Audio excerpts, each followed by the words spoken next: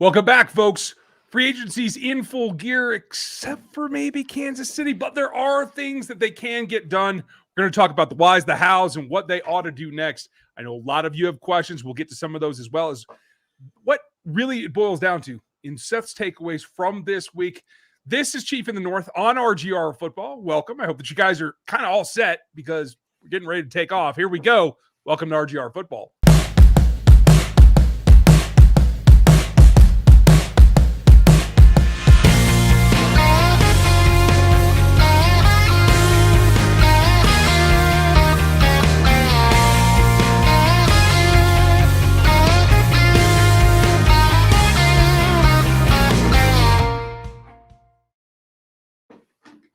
Welcome back, everybody. If you're new, like, sub, hit the bell right now. Chief in the North is that guy, Seth Kaiser. He just went off camera, but that's perfectly fine. Yeah, it's not far. It's fine. He has to have his drink. That's the way that it goes. I'm still working on my buy sponsorship. By the way, hey, buy. I've had people reach out to me on Twitter and tell me that I've gotten them addicted to your product. So you're welcome. Yeah. Although today I have Kula watermelon, not the strawberry kiwi, which Kula watermelon is great. But strawberry kiwi is just another level of flavor in any drink. I will raise you and say self-righteous black IPA. Happy St. Patty's Day, folks. Self-righteous black IPA. Extra on the self-righteousness. Right. Well, I'm good at that part. So, yes. For those of you who are Irish like me, cheers. That's the way that it goes. So we have a lot to talk about. How are you? I'm doing well. I'm just going to be keeping one eye on my computer. I got my laptop up just in case, because just now I just got done recording Times Ours with Josh Briscoe and Nate Taylor, which, you can find anywhere you get your podcasts.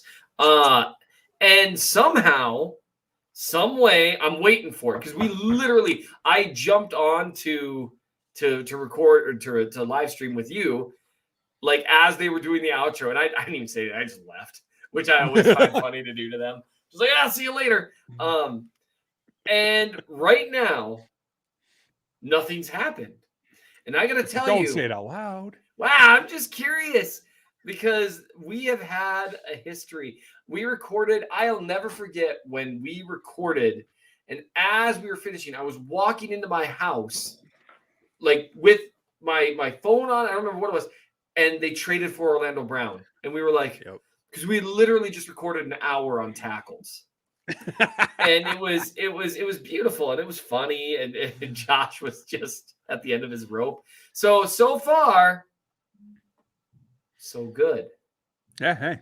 Although I kind of want news. Like I'm getting twitchy, man. Like the word of the day when I was on Locked On Chiefs with Chris. Mm-hmm. Well, just yesterday, folks. Just yesterday. And the word of the day was angsty. And now we're another day in and we're angstier. Like some of the things the Chiefs have done, I'm really in favor of the stuff they've done.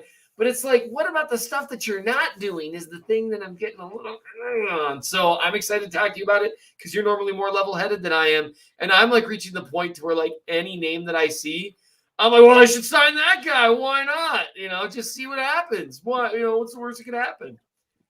Well, I put on the thumbnail because I think right now the market for the edges went so ballistic. You guys remember me stomping my feet, like, go get Von Miller. Why not? Well, somebody else was listening. His name's Brandon Bean, and he got it done. But I just can't believe the volume of that. So I kind of was like, you know what? If they can't get it done because of the market, okay, fine. But let's bring it back. And what's the easiest thing to do to kind of save some of the criteria that we had going in the offseason? That's helping Tyreek Hill, getting someone to take some coverage away from him. And it feels like now that Allen Robinson seems to be talking to the Rams, that might even be done by now. I've been recording for the last 2 hours too, so I don't know. It seems like things are coming down. Yeah. Robinson is widely reported. Let's face it, La'el Collins is going to sign with the Bengals. Like they're flying him out right now. Joe Burrow is going to meet with him while he's there. I mean, this is like, and if you're the Bengals, you have to do this. They've improved their interior line, not like I mean, they could have improved it more, honestly, in my opinion. But they got a couple of decent players, which is more than they had last year along the interior. Now you grab a really good right tackle who's had some health stuff, but is a really good player. I mean, you have to if you're the Bengals. You got to get Collins because everyone else, you might have some, injury concerns with like Trent Brown. Billy Turner can play, but like this isn't like, but like Collins is the best right tackle in the market. And they've got to grab him. So, I mean, that's where we're at with breaking news right now. And I just keep waiting to hear, like, Zadarius Smith signing with the Chiefs where he really wanted to be all along, and something like that. Because we thought he was a Raven. I got problems with that. Man, I just got done arguing with Josh for like half an hour. I can't. Oh, did you? No, not really. Wait a minute. Hold on. Josh and I are on the same wavelength when it comes to not about Zadarius Smith. We were arguing about all kinds of crap. Oh, okay. Because next thing you know, he'll start flaunting fullback knowledge, and then the apocalypse. Oh yeah, is then right your around brand is just gone at that point. I know, right? How dare he? No. So you're not a Zadarius guy? It's not that I'm not a Zadarius guy. When he's healthy, he's fine. I have an issue with agreeing to a deal. I have an issue with some of the behavior that I have learned about in Green Bay. Prima donna is one way to put that. I also have an issue of saying, hey, I'm going to the Ravens, but wait, Vaughn just got that money and Chandler just got that money. I'm going to need more cash, folks. And then backing out of it, because that's how I'm reading the situation. Think so? Because I don't know if there's a better situation for him than the Ravens, who were giving him decent money. But then when he saw the rest of what was going on with the veteran edges, it felt like he was like, hold the phone. I'm going to need more than that. And that just doesn't scream a team guy to me. Maybe, yeah. I suppose it depends on the timing. I wouldn't know. Because I don't either. I'm speculating. Yeah, it seems like the Vaughn thing happened well before. Chandler Jones's money would have happened well before. But there's a possibility that they had that verbal agreement and only just now got out. And that is interesting, the idea of some prima donna behavior and stuff. I just, like, I am looking at, and I don't really care, like, everyone else is, everyone else is like, oh, the AFC West has all these edge rushers, so they need edge rushers. That's not really how that works. You don't counter edge rushers with other edge rushers. If nothing else, It was like they should have signed a right tackle. I mean, and that's and look, I like Andrew Wiley just fine. I'm happy they brought him back. I don't think he's a high level tackle, right? Because he's not. But I mean, he's an average player. Will that get it done? I would have preferred, Morgan Moses signed for 3 years and $15 million. Yeah, And Morgan Moses can really play. Yeah. Trenton Brown can really play, but there's some health concerns there. I mean, so I just don't know that honestly, this is going to sound really weird as we get started here, because there's a lot of things. I wrote an article today kind of talking about roster holes and the beginning, like, is it too early to be concerned? Which it is, by the way. This time last year, the Chiefs had signed Joe Thuney and Kyle Long. And Kyle Long, I mean, that was a flyer. Always was. So they'd really just signed Joe Thuney and Blake Bell at this time last year. Then they managed to complete a complete overhaul of the offensive line. Now, part of that was luck. Trey Smith falling to the 6th round. That was luck. Being willing to invest in Creed Humphrey, good. But, I mean, there was some luck involved there. Orlando Brown being available, that was kind of a weird thing. It's harder, I think, to find pass rushers than competent offensive linemen. And the Chiefs just got kind of lucky with the draft a little bit. They were willing to pay for Thuney. So it's a hard thing to do year to year. Now, they completely revamped the defense from 2018 to 2019 as well. So they've done these big reclamation projects before, but, some of the reclamation project stuff they did in 2019 is costing them now. Because the Frank Clark deal, I don't think they win the Super Bowl without Frank Clark. Agreed. However, given what they invested in Frank Clark, I would assume they would have invested that into another edge and gotten good production. Probably not the same thing. He went on a hot streak in the playoffs. I get all that. So I will never call it like a complete mistake, but I will call it a bad move, which that I know those two, that's me trying to weasel my way out of things while acknowledging the contribution to the Super Bowl win, but also simultaneously, I mean, they gave him more guaranteed money in the year 2019 than Von Miller got just now in 2022. That contract was unbelievable. And they'd also paid a first and a second for him.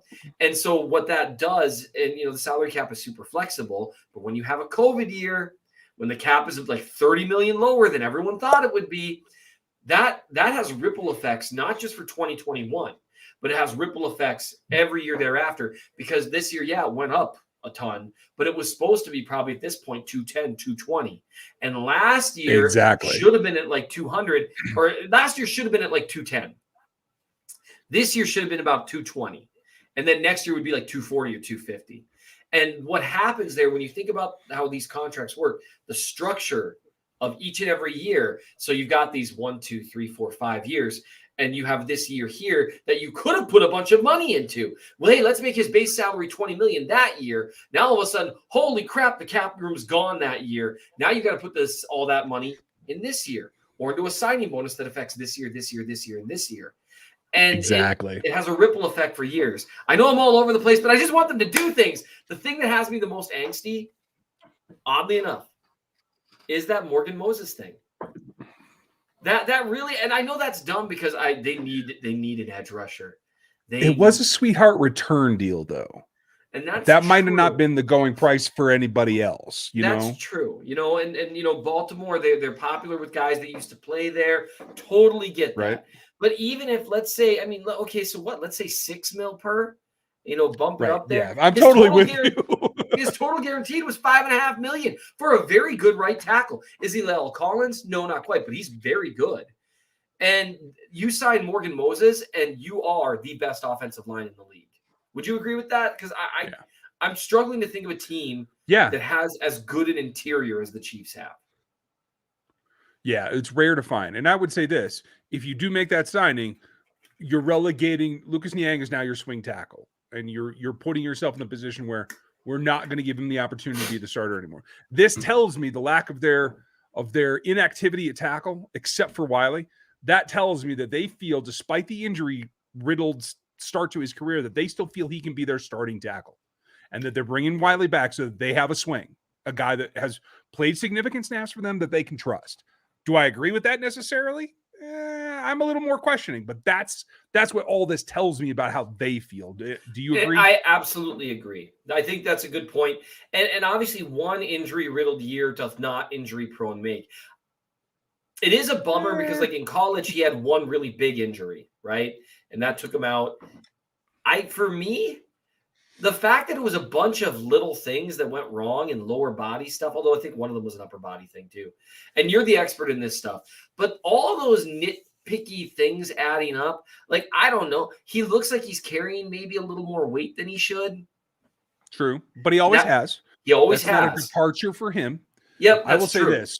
When you rip a labrum in your hip at 340 pounds, the stress has to go somewhere, even during your rehab. The fact that it's the patella tendon that lets go next, I would have expected an ACL. Mm-hmm. I don't think it's out of the realm of possibility to expect that to happen some other time in his career. So you are putting that against, hey, this chain keeps breaking links. What's going to happen next? If it is an ACL, then you're talking about at least a half a season out again. Mm-hmm. And so for me, that's why I would have pursued someone else and let him be your swing. Let him not put the mileage on, knowing that he has the ability that you're looking for and the fit, quite honestly. Right. And I completely agree with that. And so that's the one that's kind of bugged me, not because I think that's the move that would have been the most important move. It also bugs me that JC Jackson and Carlton Davis signed for what are below market deals, and they let Charvarius Ward walk, which I get. And hey, good for Ward for getting paid. He earned that money. He's a good corner, and good for him. That's like the way I've heard it described to me, and it's so accurate. The way players view that is life-changing money. That's like generational life-changing money. Like, in theory at least. We all know people that have spent much more than $20 million in a lifetime. But in theory, not only now are you set for life, but like you could help some of your family out. You could help some of your, you know what I mean? That is a generational thing. And that's awesome. But now the Chiefs have exactly two cornerbacks. Well, my thing is you let Ward go. JC didn't sign for that much more. Like 1.8 per year above him. Like that's why you couldn't bring Ward back. Yep, and Davis was similar money. Davis was a little less than Jackson, and Jackson isn't just a turnovers guy. That's worth noting. He's a good coverage guy too. Davis is a good coverage guy too. And so both of those guys played at a higher level than Ward did last year. Yes. And so, I mean, again, I think the Chiefs really believe in their system, their coaches, and their development for corners. I think what they'll probably end up doing, and Nate actually just talked to this on Times R, so I'm cheating a little bit here. Because generally speaking, if Nate thinks the team is going to do something, he has a reason for thinking that. Now, that doesn't mean they don't lie to him sometimes, for lack of a better thing, because teams do that. I don't know if anyone watching this knows this. Teams feed misinformation to insiders all the time. And that's part of it, because they want something to leak, because they're negotiating or they're zigging when everyone thinks they should be zagging, all that stuff. But I think the Chiefs will probably, Nate thinks they'll sign a veteran guy who's like an average corner. They'll count on Snead to be their number one guy. They'll count on Fenton to be the same guy he's been for 3 years now. And then they'll draft a guy too. And you know what? They'll probably end up being fine. Yep. And then they just don't care. They just don't care about corners. It's their philosophy. The safeties are the star of Steve Spagnuolo's system. And when the safeties struggle, the system struggles. So that's why you saw with Sorensen's play falling off a cliff last year, the problems that created. Tyrann Mathieu maybe playing hurt a lot of the year, but looking a little slower, playing less physical. And I think he played through a number of different injuries last year. So we'll see how he does in future years. But he's also on the wrong side of 30, all that stuff. So I think they're counting on Justin Reed's increase in athleticism along the defense, which it definitely will be. And I'm excited to talk to you about Justin Reed, like an actual signing. He's an athlete. He is. And he's physical. He's a different athlete than Badger, though. Yes. He's not a quick twitch, change of direction guy that you're going to put in the slot and tell to cover a slot receiver. Right. He is a guy that I think can get to the sideline. He can get to the sideline a lot faster than Honey Badger can now. And it showed on film I watched with the Texans, the number of times against like if you want to turn on, I don't know how many of his games you want to watch, but like his film against the 49ers, you know how the 49ers, they love to back and forth, their runs, they stretch the field, one side of the field, other. He was a big part of them having some success against that because, man, he can get to the sideline. He can get downhill. Track use check, if I remember right, too. So, like, he's not afraid of the contact and a guy that's much bigger than him, honestly. Yep, he's not afraid of contact. He'll take on linemen. And he's a guy you can play, and I think this is why they wanted him, as opposed to a few of the other safeties on the market. He's a guy who can play single high safety, one snap, and then play in the box, like the box, hybrid linebacker, the next snap, and be pretty comfortable, be very comfortable doing both. He's not mentally where Mathieu has been. There's some... No one is. Right. There are very few safeties that can process like him and have the instincts he has because of his experience in seeing things. Right. And Justin Reed last year had some discipline issues. He had some issues with angles, had some issues getting faked out, letting his eyes betray him. Yeah. And so... we'll see, because my understanding, and I watched some stuff from earlier in his career too, it wasn't as pronounced. There was a lack of talent in Houston last year. Around him. Oh, yeah. And I think, like anyone else, you start pressing. I've got to make this tackle. I've got to shut down this passing lane. I've got to break up this pass. I've got to do this. And I think that's hard for guys. I do think he's got the physical skill set with guys that so if you think not just Mathieu, but like Landon Collins, who thrived in Spags' system, who's available now, by the way. Not the athlete I'm waiting patiently. No. I think Landon Collins, though, you put him in the Sorensen role from last year. Exactly. And I think we'll see how Reed does. Reed has the potential to be an upgrade over what Mathieu was last year. Overall, yes. Overall. But again, different. He's not dropping in the slot. Not right. He's if Snead is hurt or something like that, you're not going to want to put Reed in the slot. You can against the tight end, but he just doesn't have that same change of direction ability in a phone booth. Absolutely. Now against tight ends and stuff, even good route runners at tight end can shake him a little, but he's so much faster than they are. He can recover it. Against a receiver, he can keep up with them stride for stride, but he can get shook. So I really like Reed as a player. They got him, I think, at a pretty decent deal. I think had Very this been so. before last year, people would have been even more over the moon about it. A lot of people that I really respect, including, just a lot of people, including people that cover the Texans, they really like this move for the Chiefs and in Spag's system in particular. And you can see why. He can play all over. The big thing will be Spags needs to not make what I think was the mistake he made with Snead this year or this last year. Giving him too much to do. I think you don't ask him to do the exact same things that Tyrann Mathieu did. Maybe you ask him to do some of the things you had Landon Collins doing years ago. Because and that's just, those are just some things to think about. Or maybe you play a little more back end stuff between Thornhill and Reed. You've got a pair of guys that you can play too deep, and they are fast enough to run support. Yeah, they can still provide run support. I have some inside information for you, folks. If you have not listened to the Locked On NFL Draft show that I do now with Eric Crocker, one of our recurring guests every Wednesday is John Harris, who is the sideline reporter for the Texans and has been inside that organization for 20 years. Oh. And so John is very high on it. He's pissed. He's like, I wanted his market not to appear. If it wasn't for you guys, he might have come back. Oh, really? That's where he thinks it is. And to hear John say it, he's like, when Tyrann departed, Justin took over the leadership role, not only in the secondary, but in the entire defense without J.J. Watt there.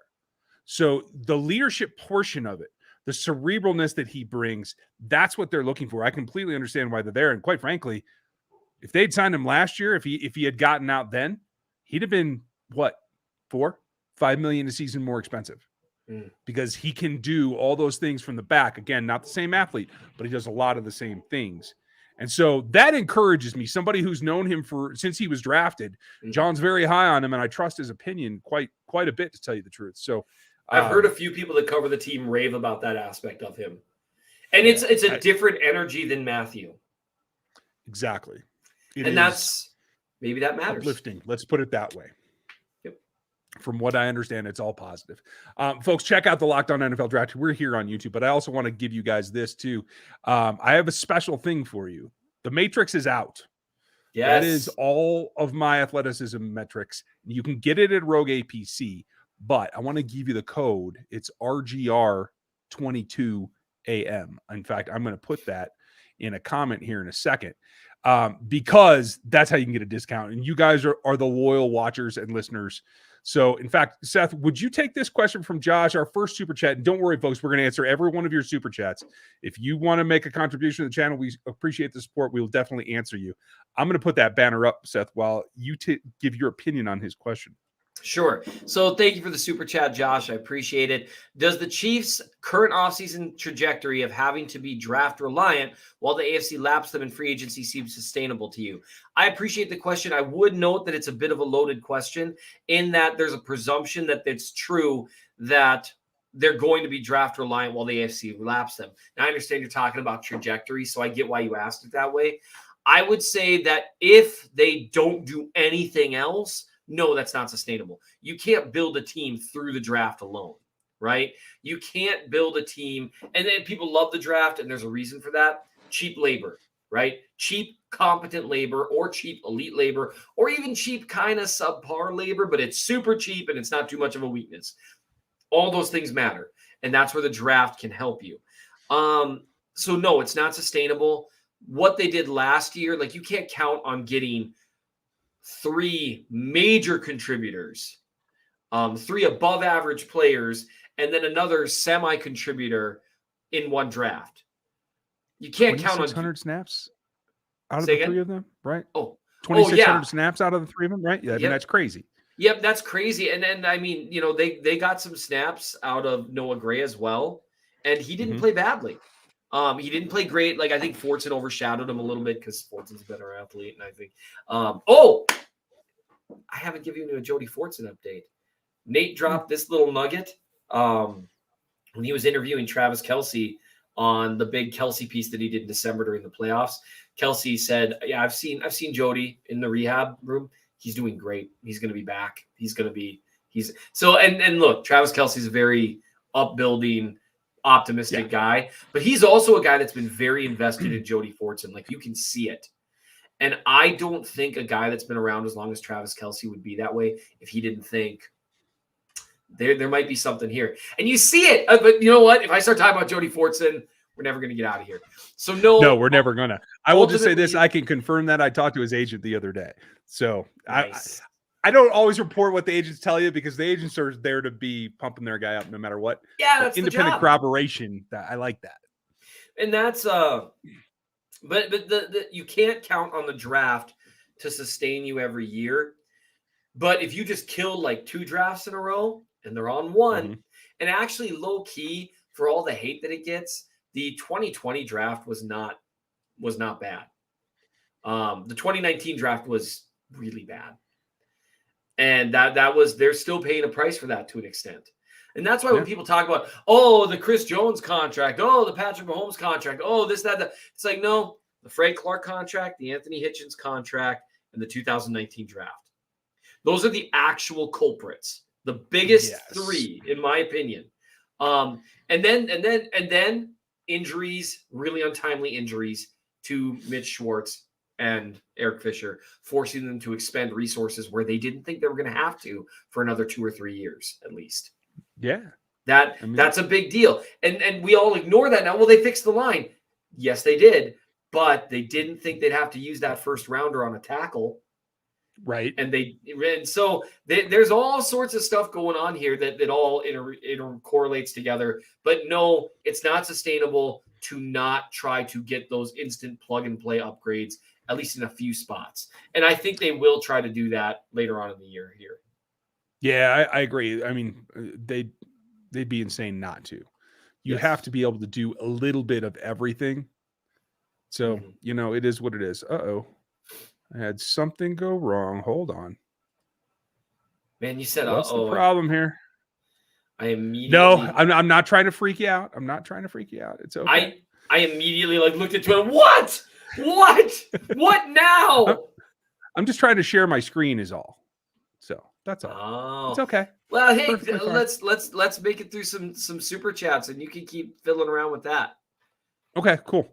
And folks, I know you have a lot of questions. I'm going to throw one up here just in general.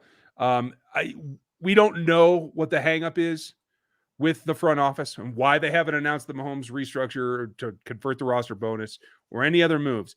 They have to have done something, in my opinion, because the Wiley contract seems like it hit after the deadline, so they would have had to have already created some space for that. I think it just may be that we don't know.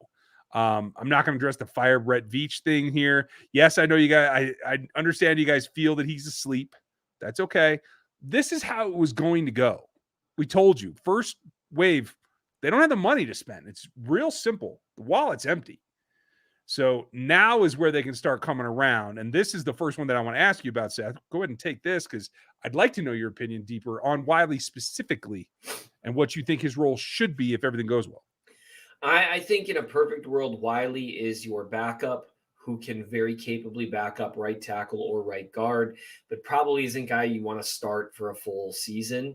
But he's an average offensive lineman with flashes of above average. And that's, you know what, that's probably starting caliber depending on what you're trying to do as a team. So he's a borderline starting caliber guy, which is what you want in like a super backup. So getting him back and getting him back for that money is a good thing. But in a perfect world, Lucas Niang stays healthy and continues to show the feat that he's shown and builds a little bit. He was already a really good run block. Well, he was a good run blocker last year. His pass protection needed some work. He was letting guys get up the arc faster than Brown.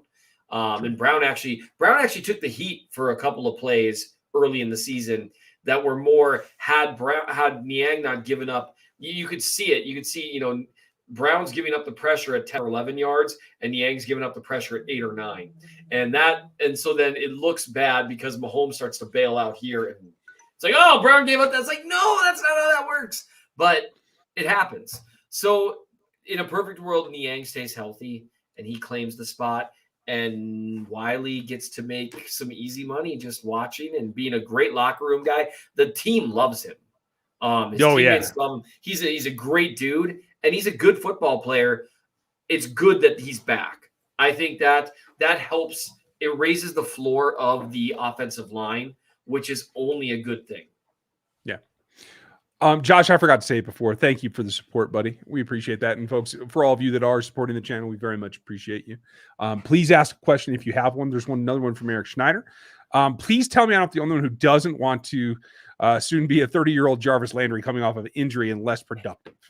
Oh, God. Here we go. Sources from Ian Rappaport. The Raiders are in the final stages of trading for Packers star wide receiver Davante Adams.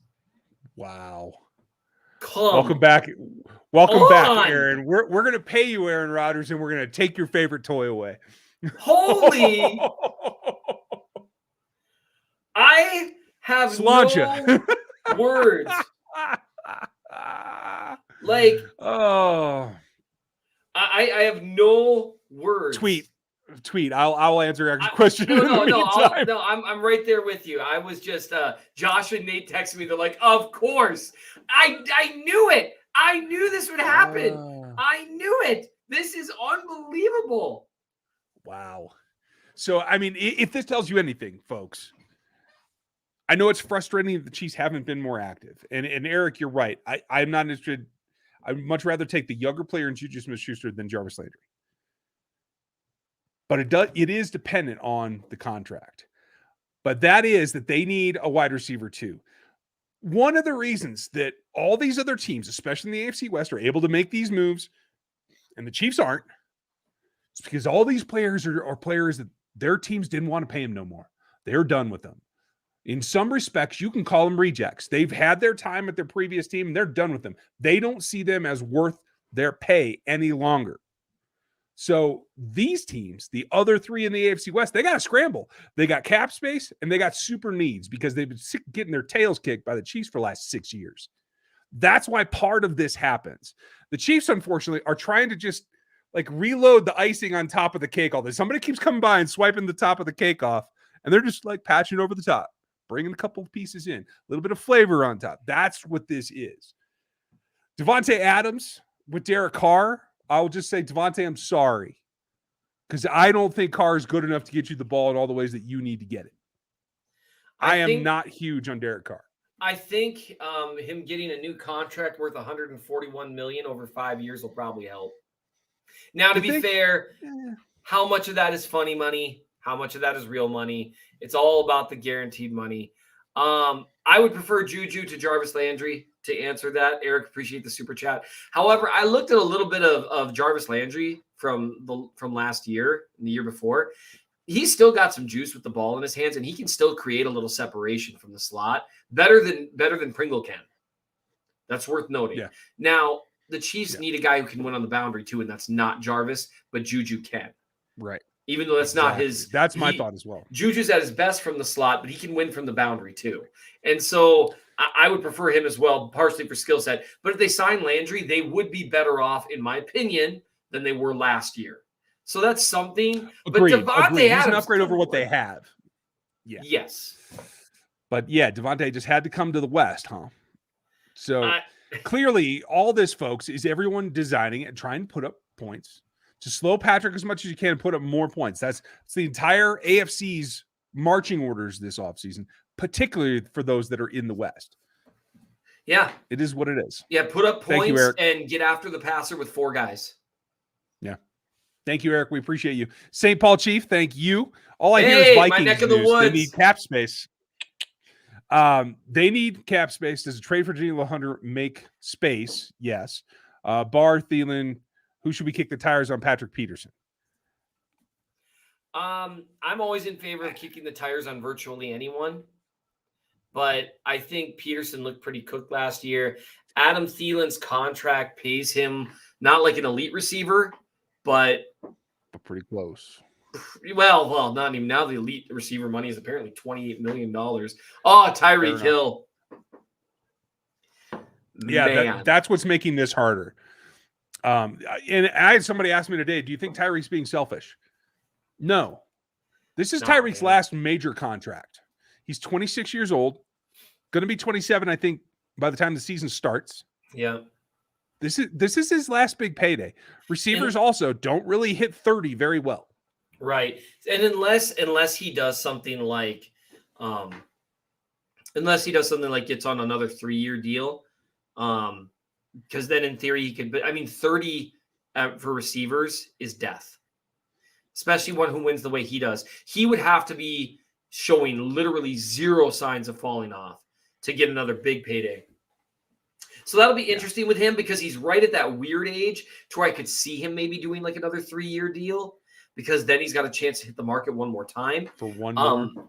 But I mean, it makes more sense for like a 5-year type thing, but that's really a 3-year type thing. And so Right. I can see why that might be taking them a little while to hammer out. And for him, every second he waits is another bleeding Christian Kirk contract, or Davante Adams getting $28 million a year. And for the Chiefs, they'll be able to say, hey, we're not crazy like the Cardinals were with Hopkins. And hey, you're not quite Davante Adams, but that's not going to hold water. And so they got to figure something out, in my opinion. Even if that something is, well, I don't even know. I mean, I had my, my big swings theory that I'm sure, I don't even know if you read that. I think we talked about it last week. You call up Seattle. You say, you guys are tanking anyway. Say, we'll trade you a first and a second for Metcalf and Lockett. Yep. I don't even know who says no to that. They probably say no to that. They'd be like, come on. John Schneider says no to that. Yeah, he says no to that because, the dead money for Lockett doesn't make it work. And Metcalf is a great player, although he's in the last year of his deal this year. He is, and then he'll be $30 million a year next year. Yeah, he's gonna get paid. How ridiculous is that? The thing with Thielen is, I'm looking at his contract right now, and so if the Chiefs were to say trade for him, right, his cap hit would be around $12 million a year, which isn't. I mean, it's not terrible. It's not bad, and he was a good receiver last year still. But he's also a guy who is going to be 32 when the season starts. That's rough. Really? Yeah. I was going to guess 29. Yeah. He's 31 and 215 days old. And so to me, I mean, if you're going to trade with Minnesota, it's Hunter, because the nature of his contract, he's got 2 years left in his deal, and his roster bonus that could be pretty easily converted into a signing bonus. And the way the rest of his contract is set with a restructure makes his cap hit actually pretty reasonable the next 2 years. And he's a good pass rusher. And oh man, it just occurred to me. Someone mentioned this on Twitter. The Packers will probably now sign Juju because, I mean, they need to. Why? I haven't heard anything about Juju being interested in the Packers. Oh, I'm just saying it just makes sense. Although, I mean, I don't know what they've shown in the past. We should wait like 10 minutes to see if Aaron Rodgers like comes out and is like, what the crap are you guys thinking? Right? I mean, if you want to tank your team, that's been the whole thing is he wanted more weapons. And now you get him back and you like dipsy-do dunkaroo him and your best weapon's out the door. That's insane. Yeah. It is. But to answer your question, St. Paul, I would trade for Hunter if it's reasonable in terms of I don't care about the salary. They can make that work. I'm worried about draft capital. Because in the end, you still have to get younger. So thank you for the support. We appreciate you. We are closing in. We got 20 minutes left, and I'm behind 132 comments, Seth. So we're going to start crushing here. Pono, you are all right. You can get it out, man. That's what the Discord's for, folks. If you join and you're a rookie level member or not, you can get in the Discord. All you got to do is email me at rgrpodcast@gmail.com. Anyone looking at Roderick Johnson, the tackle from Houston that's currently on our roster? No. Seth, did you know Roderick Johnson was on the roster? I have no idea who that is, and this is my job. So maybe, Holly, I appreciate that you're out here scouting. My phone, right. She's not alone. Either my children have an emergency, or nope, Josh and Nate are blowing up my phone. Tell them to hush or come on the show. Send them the link. Mac, how are you? 3 possibilities. Veach is working on a big-time edge trade. Could be. Veach has really struggled to get Hill extension nailed down, so our money is limited. Could be. This wide receiver market is just making him go, hold on, I'm not going to sign for a light contract. Or 3, They just aren't going to sign anyone significant and hope for bargain bin gambles.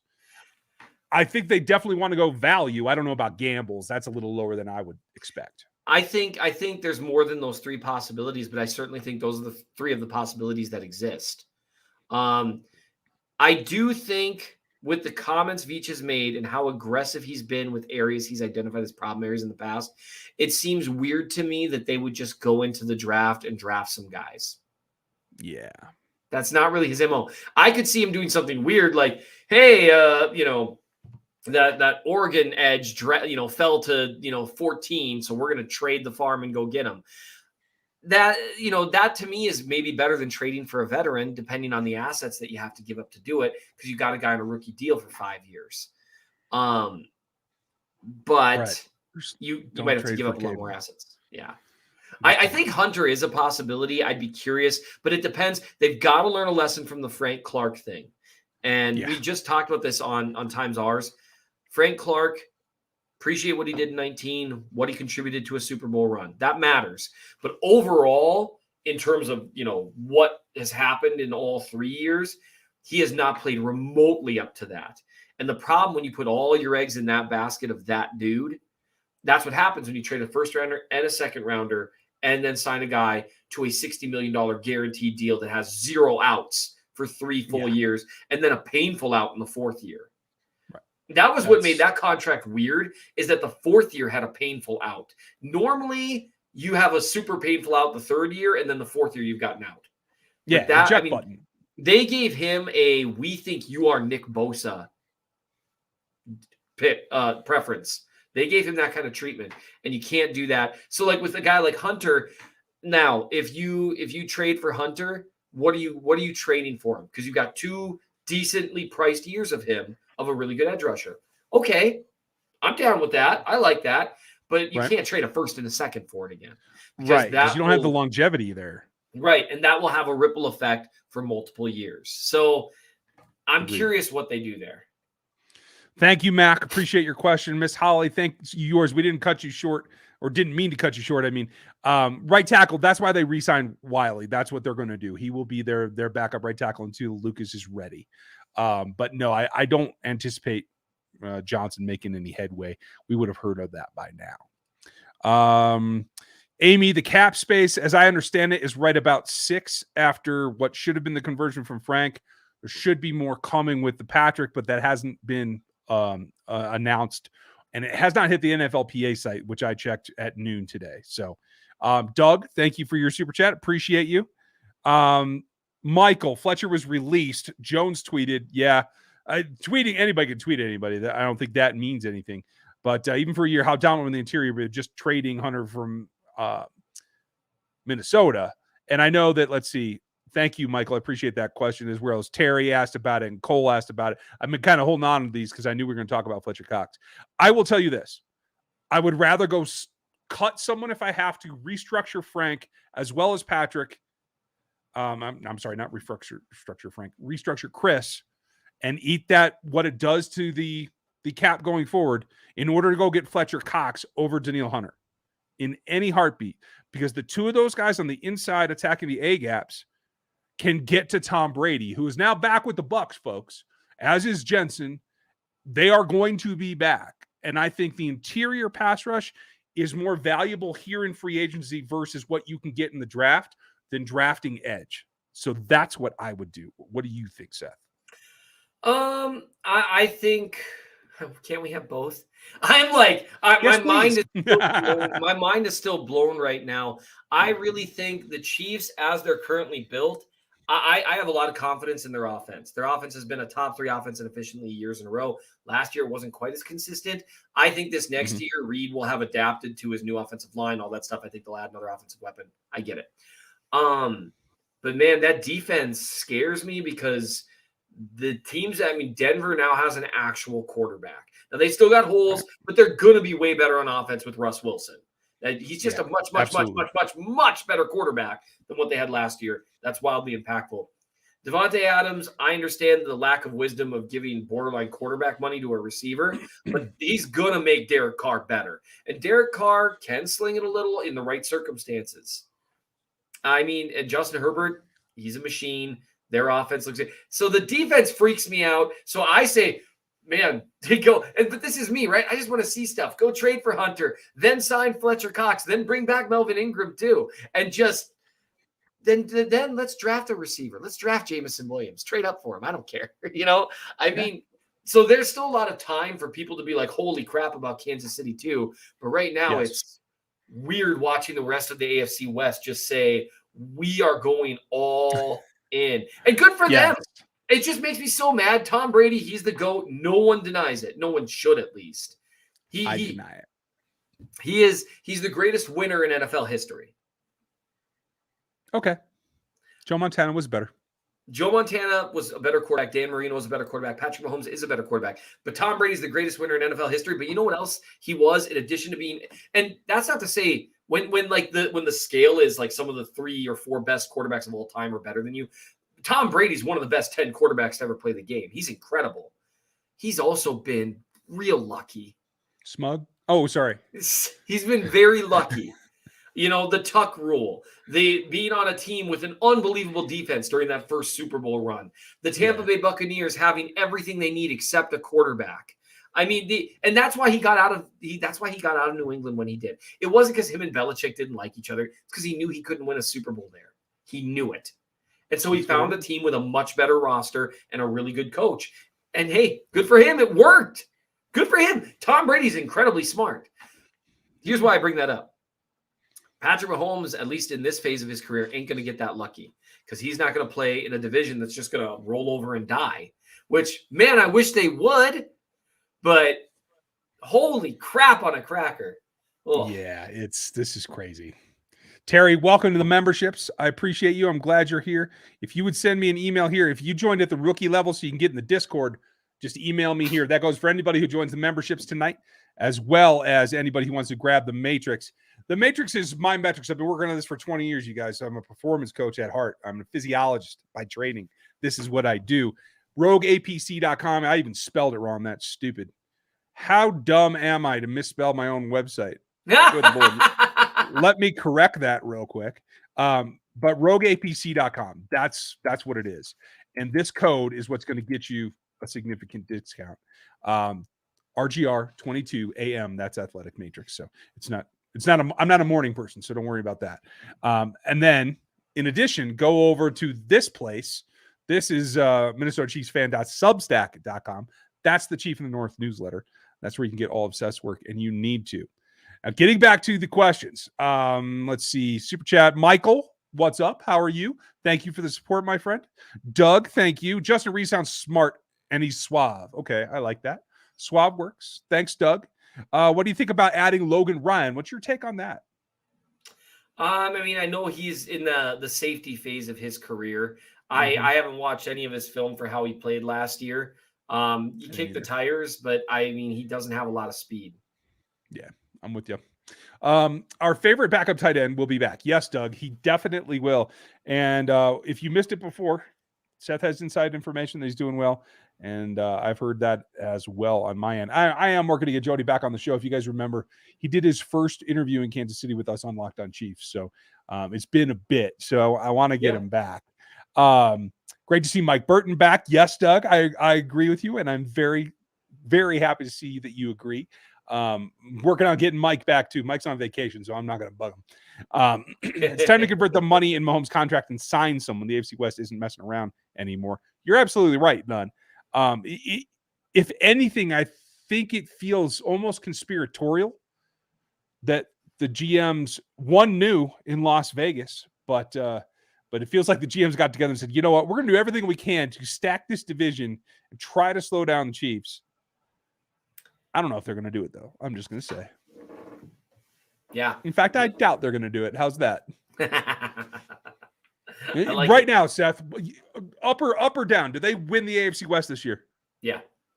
Okay, I'm with you. I like your confidence. I think it's going to be a dogfight, but I'm willing to see how I feel post-draft, because that's really when rosters are mostly formulated post-draft. And then you wait like maybe a week to see if there's any goofy trades or something. Because you usually get some trades before the draft, right? You usually get a little bit of movement there. And so you might see some certain free agents that should have signed but weren't and that kind of stuff. But mostly post-draft, you're formed up. Other than like the occasional training camp signing, like what Melvin Ingram did because he waited a while, that kind of stuff. So I'm willing to wait and see. Right now, the season started tomorrow. The Chiefs have like 30 guys on the roster, so that would be a bummer. But maybe it's like 40. I don't remember. So, I mean, right now, they are behind the curve by a fair amount. But they also, I mean, like, oh, man, the Raiders added. Well, the Raiders barely made the playoffs and then got killed. Right. So let's keep it relative. Yeah. The Broncos and the Broncos and the Chargers missed the playoffs last year. They got a lot of hype as the year went around, but they were, I mean, you know, then they've had a ton of improvement, but they had a lot farther to climb. It's not like, you know, the Chiefs were here and these guys were like here and then just, you know, whoa. Now, you know, how far above them were the Chiefs? Who knows? But the Chiefs were the team doing the killing in the first round last year, not the team getting killed like the Raiders were. So they were the much better team. The gap has closed tremendously, but the Chiefs do have time to bring it around. But holy crap, do they need to do some stuff? It's a challenge. And Casey has a great point. If they win the division, they're winning the Super Bowl. Yes, they will have run the gauntlet at that point by winning the division. I'm totally with you there, Casey. Doug, with this free agent frenzy, trying to stay positive for Casey. Yeah, stay positive. Again, these are teams filling major holes that the Chiefs don't have.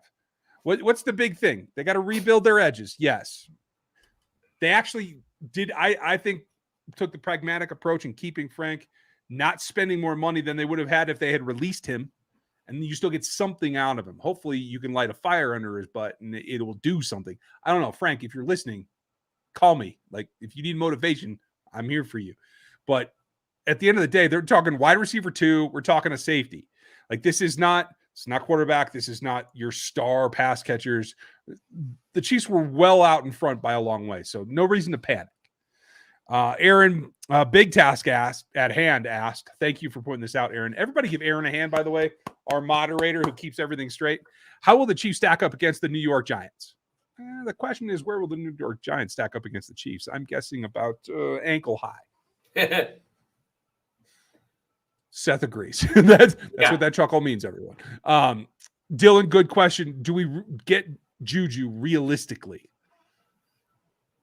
Honestly, it feels to me like maybe there's something brewing because I haven't heard a peep about him going anywhere else or having any conversations. They pretty much had already worked out a contract last year till he got cold feet and left him at the altar and went back to Pittsburgh. So I'm guessing after what was a mediocre season at best last year with Ben, that probably hasn't changed a whole lot. So I'm guessing that is still in the works realistically. Do you disagree, Seth? I think probably, yeah. Okay. I think that's Mac, one of the things that we're going to see. Although, man, I'm telling you, Twitter is in flames right now. Oh, I'm sure. I mean, Chiefs fans I don't know why you're reading that. Upset. And I get it. I mean, it's hard watching the rest of the division. You're like, holy crap. Well, and Mac's saying it right. So like, let me quote you, Mac. You tell me if I did this right. So like, can we panic now? What are we doing? You know, they're trying not to overspend. The Adams thing is Adam things. He's the best receiver in the league. He's one of the 2 guys that I would put over Tyreek Hill. The other being Nuke. But everybody else is overpaying for receivers. So the Chiefs are doing their best not to overspend. And I can appreciate that because that will come back to haunt them here in the next couple of seasons. Yes, does it make 2022 a little bit harder? Seems like it, unless they nail their draft, which I can't say is out of the realm of possibility. But I think down the road, you're looking at a lot of teams mortgaging a lot of future right now to try to catch up to Kansas City. Yeah, I could see that. Okay. Thanks, Mac. Appreciate you. I'm just waiting for the news that the Raiders traded for Aaron Rodgers too. So right. Like, and who's going to grab Julio and will magically give him, you know, the waters of life and he'll be back to normal? I have no idea. Dylan, the Frank deal is basically written so that they can get out of it next year. They'll pay him 1 year. The other ones, as I understand, voidable, and everything else can go away without any detriment to the cap or the team. So I do believe it's a 1 year just written to be excusable. If the Browns release Hunt, would you bring him back? Sure. Yeah. I mean, it depends on the contract, but I just don't think the team will. I think Clark's pissed off. Yeah. I don't know. I think, I could be wrong. I think, when it's a good object lesson in when you already did something very bad, which he did. Don't lie about it.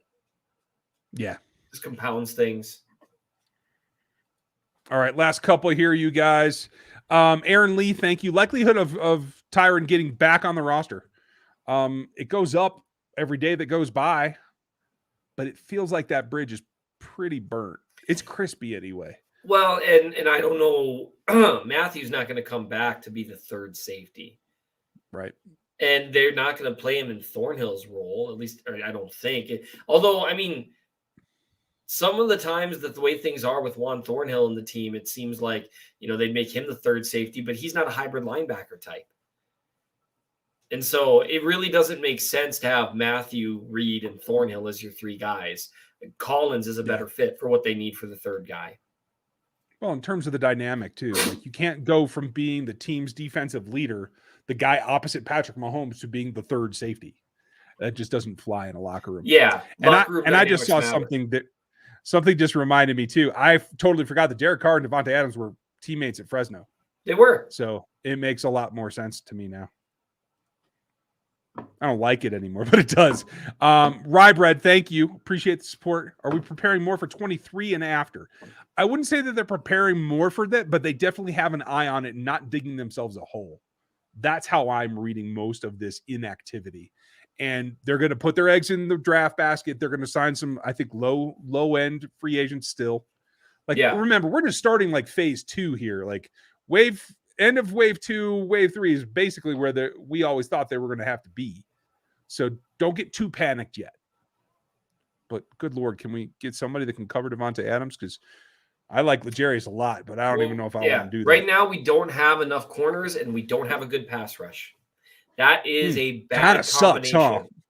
Yeah, that is a bad combination currently. So Casey has another great question, Seth. So 5 for 141. What do you think the number comes in at for Tyreek? I would say it could well be 5 for 141. What's going to matter is the guarantees. Yeah. Agreed. Because I mean, you can put, you can play around on over the cap calculator and give someone, a $141 million contract over 5 years and have that fifth year be $45 million of unguaranteed money. And that's fake. It's completely fabricated money. So I think they could go that high. It'll just matter what the actual structure of it is. I cannot believe the Raiders trade for Davante Adams. That just blows my mind. I'm I'm ready for the draft to see what Casey can do. I'm with you, Doug. They got confirmation of the polls pick. It is 103, not 102, like I've been drafting in my mocks. They also got an additional 7th. So they have 3 7ths now. Expect those to become a 5th somewhere. Yeah. That's my thought. That's definitely going to happen. Nicholas, what would have to happen for the Chiefs to get Derek Stingley Jr. in the draft? He's going to have to fall farther than I think he will. I think right now he's a mid-teens pick. He'd have to fall into the 20s, and the Chiefs would have to give up a 4th or maybe even one of their 3rds to go up and get him from 30. And Aaron was reminding me of the same thing. Awesome. We're on the same track, Mr. Morrow. I appreciate that. So that's it. That's our questions for tonight. We covered Seth and his point. We're live here for the Davante Adams signing. Glad you guys were with us. Yeah, that was a moment. All is not lost, folks. So we're going to sign off for tonight. I'll have something for you tomorrow. I'll probably do what this means for the arms race in the AFC West. I'm also going to be on Locked On Draft Show. You want to check that out. And we have a special release tonight coming for Locked On Chiefs here on YouTube, as well as out there in the audio stratosphere. And of course, Longmorn had to keep me on here just a touch longer by throwing another super chat. Thank you, Longmorn. Appreciate you. I think all the change in the AFC West means a number 1 seed might be out. Maybe. I would say if to win this division, you're probably, although they might just bloody one another repeatedly. Mm-hmm. But keep in mind, although you play your division rival 6 times, you have 11 other games now. And that's way more. But the biggest thing is if all 4 of the teams are good, even if they bloody up one another, they might win a ton of their games against other teams. So I think the big thing is you're going to need to win at least 12 or 13 games to win this division, which makes you, I would argue, to be even more likely to get the number 1 seed if you're the division winner, knowing you need to win like 13 games. But it definitely is tougher to win the division. But I think if you're the team that wins the division, I think you're more likely to, barring super parity in the AFC West, like every team somehow goes 1-1 against every team. I didn't bother to think about how the math works there. I'm just preparing myself for like the 1 point loss to Russ because he makes magic in the last 10 seconds. Like that's what I'm preparing for. Like it's not just that he's Russell Wilson, it's the way that he wins. And with support, I think he can do that. And of course, Javonte got in on the act. Thank you, Javonte. Appreciate that. And all of your support lately. Can we go after Beasley? They certainly can. I don't think Beasley's going to have much of a market. He's a pain in the butt. They got rid of him because he didn't play ball and he put that whole team at risk. And several Bills players came out and said, we wanted to be vaccinated so we could make our playoff run. And even though he wasn't the reason they lost, he put them in jeopardy the entire time by getting the whole team sick. And so I don't think there's a whole lot of love for him around the league. I could be wrong. I wouldn't want him on my roster. I'll just say that. What do you think, Seth? I think that is all accurate. And I'm not trying to step into a debate about other stuff in terms about any of that, what Beasley's point of view was as to what it was actually about to him versus what his teammates and some other people, their point of view about what it was actually about. I'm not looking to step into any of that. I do think that he's a good slot receiver. The Chiefs don't really need a pure slot receiver. That's how I'll take Kyle Phillips in the 5th over Cole Beasley. Right. Kyle Phillips is the next Edelman, Beasley, whatever you want to call it. So, white dude. Yeah, he is. And he's super quick out of his cuts. Yep, I know it. Mayor James, appreciate you, and I agree with your sentiment, sir. Adam, thank you from Canada. I appreciate you. Would you trade a 3rd for Danielle Hunter? Sure. Yeah, a 3rd I'd do that. Actually, yeah, I'd be happy to do that. Doug, thank you very much, and for all your support tonight, Doug. Appreciate you. Davante, yep, folks, we saw all the news about Davante. Not sure on the huddle. There's some scheduling things going on with Stevie and Gooch. We're going to get back to that as soon as we can. I don't have a date for you, but it is coming, Doug. We will get that. And I will have some reaction here too. Vikings fan in the house, welcome. Glad you made it. Like, sub, do the thing, buddy. I can guarantee Vikings wouldn't accept a 3rd. Okay, I wouldn't think so either, but hey, that's the way it is. Michael, thank you for the support. Appreciate you. Got to admit, I'm a little worried about all the signings. What are your thoughts? I think that they knew they were going to have to weather this storm. I think they knew that people were coming after people. And they just don't have the room to maneuver. So they're going to make the best that they can of it. They're going to put their hopes in the draft. They're going to work their butts off to make sure they get, hopefully, another draft class that yields 3 starters. I mean, that's the gold standard at this point. What they were able to do was crazy. So hopefully they can repeat it. Otherwise, it's going to be a little tough. Chase, I saw your question about Adam Anderson. I don't think he's draftable, bud. All the legal stuff, I don't think anybody's going to bring him in. Maybe as a UDFA, but I do believe he still has eligibility. He can transfer. I haven't seen anything in the portal about him, though. So let's see. Claude, how are you? Be scared, bro. It's okay. Embrace the darkness. At the end of it is Patrick Mahomes' a spotlight. You're going to be all right, bro. It's OBKB. All right. That's it. I can answer no more questions. I got to do the draft show coming up next. So you guys have a great night. I'll have reaction for you tomorrow. Seth, thank you for your time. We answered a lot of questions tonight. We did. Substack people. Go read Seth's Substack. It's right. Yeah, appreciate the new subscribers. Appreciate you guys reading.